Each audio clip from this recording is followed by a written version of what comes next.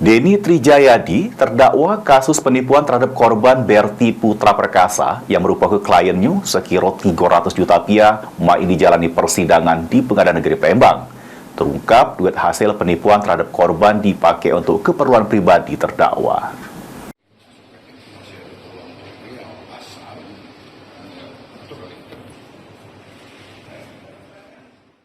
Naas yang dialami Berti Putra Perkasa jadi korban penipuan yang dilakukan oleh pengacaranya dewek sampai harus kehilangan duit ratusan juta rupiah.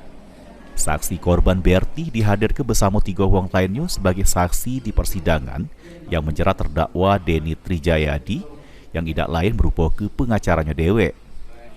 Di hadapan sidang yang diketuai Majelis Hakim Epianto, saksi Berti mengungkapkan kronologis penipuan yang dilakukan terdakwa.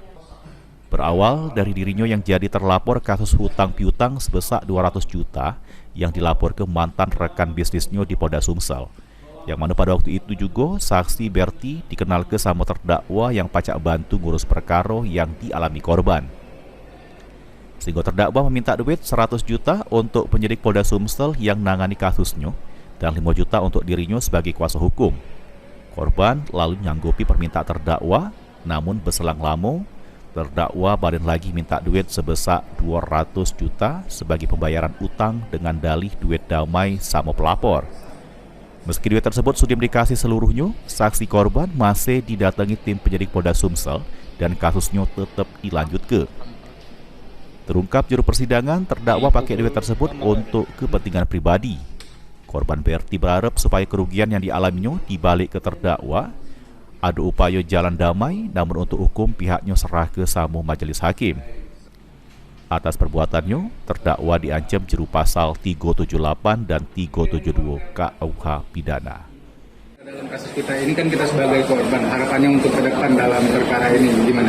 Ya, kalau harapan saya, ya kalau bisa untuk kerugian saya dikembalikan.